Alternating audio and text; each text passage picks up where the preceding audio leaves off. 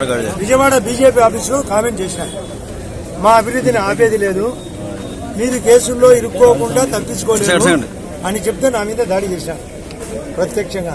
దానికి నేను సవాల్ విసిరినా, ఎక్కడికైనా వస్తానని. దానికి అవినాష్ రెడ్డి కౌంటర్ చెప్పినాడు. ఆదినారాయణ రెడ్డో సోది నారాయణ రెడ్డో ఏదో ప్లస్ స్వయం ఎక్కువైందని మాట్లాడాడు. యాస్ ఆదినారాయణ రెడ్డి సోది నారాయణ రెడ్డి కాదు, సూది నారాయణ రెడ్డి కాబోతున్నాడు. నీకు ప్రత్యేకంగా కూర్చుతా చెప్తా. నేను పులివెందల పులులు అనేది ఈ వైఎస్ఆర్ గురించి చెప్పినాం. మా భూపేశ్ రెడ్డి చేతిలో ఈ జమ్మన మడుగులో నిన్న జరిగిన 2024 ఎలక్షన్లో 6,000 ఓట్లతో ఓడిపోయినాడు. వాళ్ళ వలన మేము గెలిచింటే వాళ్ళనే ఓడించినాం. దీనికి ఏం చెప్తా అంటే సమాధానం. వాళ్ళ పార్టీ తరఫున సుధీర్ రెడ్డిని ఓడించిన 18,000 ఓట్లతో దానికి ఏం చెప్తారు సమాధానం?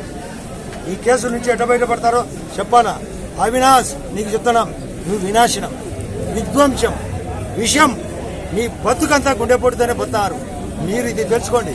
పులివెందల వాళ్ళు సున్నితులు, నేను అక్కడే మ్యారేజ్ చేసుకున్నా. వాళ్ళను మభ్యపెట్టి మోసం చేస్తారు. మీరు చీనీలో దోపిడీ, మీరు అరటిలో దోపిడీ, వాడాపరుసు దోపిడీ, మీకు ధనదాహం. మీరు 400 కేజీలు భారతీయ బంగారు అనేది వాస్తవం. ఎన్ని లక్షల కోట్లు ఉన్నాయి మీ దగ్గర. మీరు డబ్బు కోసమే రాజకీయాలు, మీరు నాశనం చేసేదానికే రాజకీయాలకు వచ్చినాం. మీకు చెక్కు పెట్టడానికే మేము ఉన్నాం.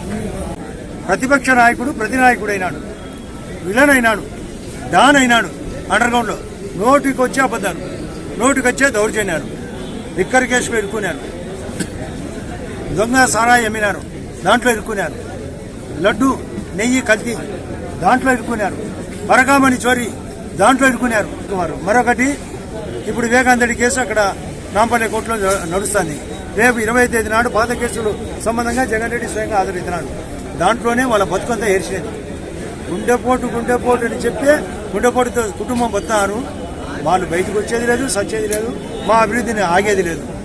ఇది నిరంతర ప్రక్రియ. చూస్తూనే ఉండండి. ఈ రాష్ట్రం, ఈ దేశం, ఈ జమ్మల మడుగు బృహత్తరంగా మారబోతున్నది.